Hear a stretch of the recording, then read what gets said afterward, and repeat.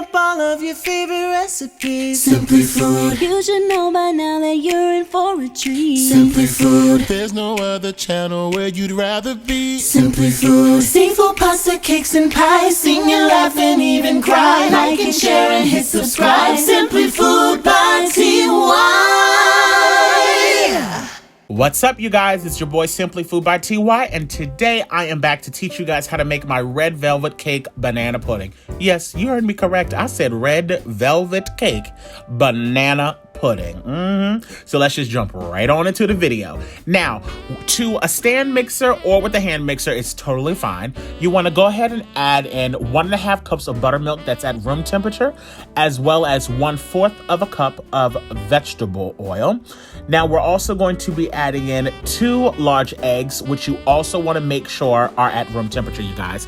Pretty much for everything involved in this, you want at room temperature. You guys already know how I feel about the Nielsen Macy vanilla bean paste. It is the cream of the crop when it comes to vanilla bean paste, and I live for it. I added in about a teaspoon. I've just also added in 1 teaspoon of white vinegar. You know that is essential to when you are making a red velvet cake. Now, you want to allow this to mix on, I would say, about a medium speed. I would say for maybe about a minute or so. Doesn't have to be that long. It's just until it's fully incorporated, okay? Then the next thing we're going to do is we're going to add in 1.5 cups of white granulated sugar, and we're going to allow that to mix. Now, as you can see, I am adding in everything little by little. One of the biggest mistakes that people do when they make cakes is, honest to goodness, everybody just over mixes them. People put all of the stuff in the bowl at one time, and they just keep mixing and mixing and mixing and mixing, and that's the reason why your cakes turn out dry and tough. By putting in all of these ingredients little by little and adding in the flour at the last moment, that means you're not going to overwork the gluten in the flour. So therefore, you'll end up with a really nice, soft, and moist and kind of melt in your mouth texture type cake. And that's really what we want here. Even though we're going to be crumbling it up to put it inside the mason jars, you still want it to be nice and moist, okay? So you're going to allow that to go for about a minute or so, and then we're going to add in 2 teaspoons of red food coloring. Although you see I only added in a half there, I added in 2 full teaspoons all together. Make sure you get yourself some premium quality food dye. I was so mad that I could not get the one that I wanted, but you know, it's around that time of year, so you kind of just get what you get, to be honest. Now, I'm also going to put on the screen right here the brand of cocoa powder I use. It's the same when I make my brownies. You guys know I'm very, very particular, so I'll put that brand there so that if you guys want to look it up, you absolutely can. And that was 1/2 tablespoon of cocoa powder. And you want to go ahead and give that a mix.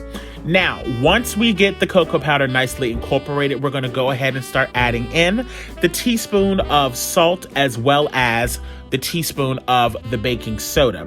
Now, this is a recipe actually that I found online quite some time ago, and I can't remember whose recipe it was, but I've been using this for ages now. So I was like, let me share this with everybody else so that, you know, even if you want to make a regular red velvet cake, you know, with the cream cheese icing, this is exactly what you would do, exactly what I'm doing right now.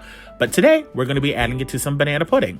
Now, I'm adding in 2.5 cups of cake flour. I use Swan's Down cake flour, but as you can see, I'm adding it in little by little. Now, the key to knowing when it's time to stop mixing is pretty much as you add it in little by little, once you start to see the white start to disappear in the batter itself, that's when you want to go ahead and turn off the mixer.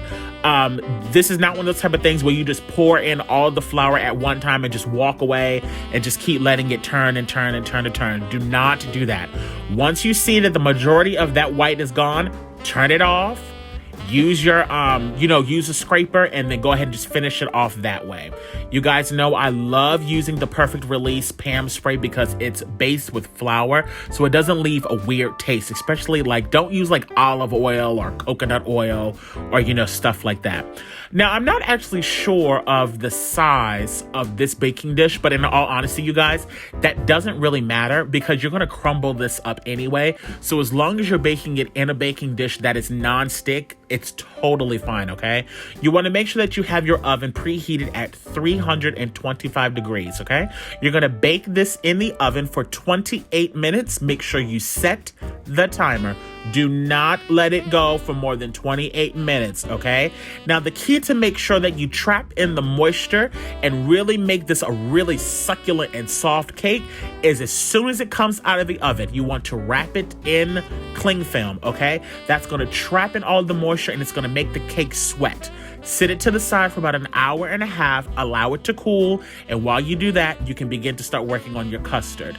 Now, I'm going to be using the French vanilla as well as one of the banana creams.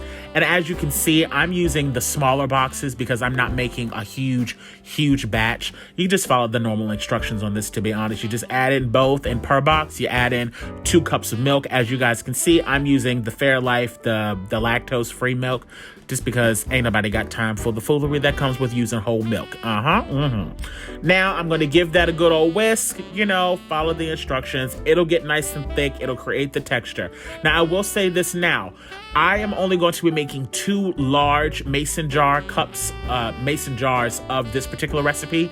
If you want to make multiple mason jars, or if you're going to make a large trifle of this, I would say double, if not triple, this recipe, okay? As you guys saw in the very beginning of the video, those are pretty huge mason jars. So, of course, you know, you can make this with smaller mason jars and completely stretch this out, absolutely. But I would just say, if you know for a fact you're going to serve a large party, I would go ahead and double, if not triple, this entire recipe. So now, you know, this is the easy part. We're just building it. So you put a little bit of that custard at the bottom. I got some of the mini wafers just so that I didn't have to worry about, you know, crumbling up the cookie. You kind of want to leave those whole. Put in a little bit of the banana. I just got tongue twisted like something serious. Put in a little of the bananas. And then we're going to also add in the Cool Whip. And for all of the Cool Whip police that don't like Cool Whip, don't use it, okay? So for attention, this is Simply Food by TY saying right now, you can use whatever type of cookie you would like. You can use Cool Whip. You can use homemade whip. You can use whatever you would like. Don't comment down below asking, well, TY, can I use this? Because I don't like this, and I use whatever you like, people. That is the joy of cooking. You do what you want in your kitchen, okay? So, back to the video. Now, I've put in some of the cookies, I've put in some of the Cool Whip, and now we're just going to continue on with just the layering process. I'm going to make sure that, you know, with the mason jars, that at least you always have, I would say, at least 2 layers of, you know, the red velvet cake. That is meant to be the star of this. And, you know, that cake, I'm telling you right now, the main reason why I'm wearing that glove, honestly, is because that cake is so moist that if I were to be touching it with my bare hands, it would just stick because it's that sticky, it's that soft. And that's the plus of wrapping it up in that saran wrap. As soon as it comes out of the oven, it's going to immediately make the cake sweat because it's so warm. You've trapped in all of the heat, and it's going to make it pretty much essentially steam within that cling film, which is going to create even more moisture, which is it is everything.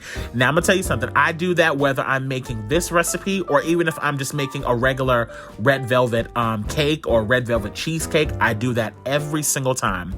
Now we're just gonna smooth it off on the top. You can top it off with some extra vanilla wafers on the top, and you guys, that's it. You've made yourself mason jars of the red velvet cake banana pudding. And like I said, you can do it by the jars, you can do it as a trifle, you can serve it up whatever way you want, but it's just that simple. I want to thank you guys so much for tuning in. You guys have a wonderful and happy holidays. If you're new to my channel, welcome to Simply Food by TY. If you're one of my returning subscribers, y'all babies know I love y'all so much. Stay cute and take care. Slaying in the kitchen. Simply Food by TY. We hope that you enjoyed it. Simply Food by TY. If you haven't took the time, make sure you subscribe. Thanks for watching. Thanks for watching. Thanks for watching Simply Food.